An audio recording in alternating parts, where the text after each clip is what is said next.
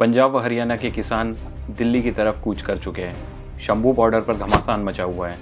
Police पर पथराव के बाद इलाके में आंसू गैस के गोले छोड़े गए और फिर कई आंदोलनकारी को हिरासत में लिया गया। किसान अपनी मांगों पर अड़े हुए हैं। आइए इस वीडियो में जानते हैं हम कि क्यों किसान आंदोलन कर रहे हैं और उनकी प्रमुख मांगे क्या है।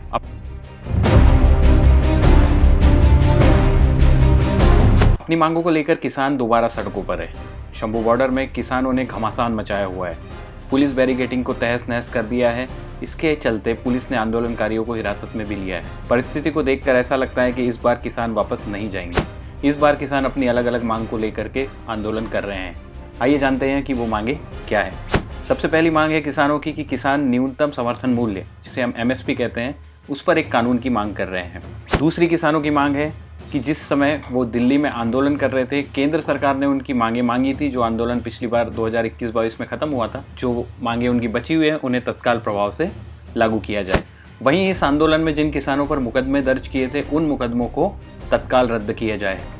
इस आंदोलन में जो 2021-22 में हुआ था, उस आंदोलन में जिन किसानों की मौत हुई थी, उनके परिवारों को मुआवजा तथा एक सदस्य को सरकारी नौकरी दी जाए।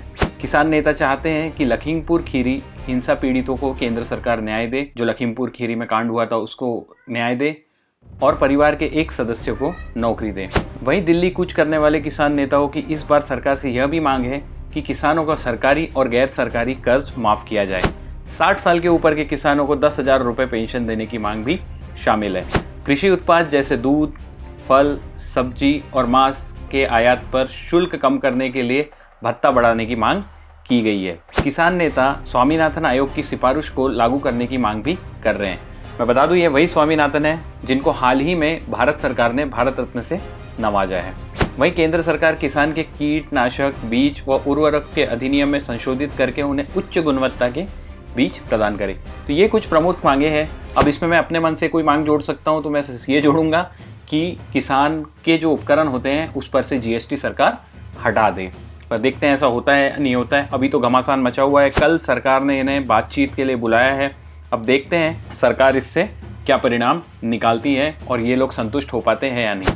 मेरे 3-4 क्वेश्चन थे इस चीज़ को लेकर के। सबसे पहला क्वेश्चन ये कि कृषि जो है वो राज्य और केंद्र दोनों का विषय है, संवर्धी सूची का विषय है। तो क्यों राज्य के खिलाफ ना होकर के सिर्फ केंद्र के खिलाफ ही किसान लोग आंदोलन कर रहे हैं और राज्य सरकार को छोड़ रहे हैं? तो कहीं ना कहीं इस आंदोलन पर थोड़ा सा डाउट उस समय जाता है।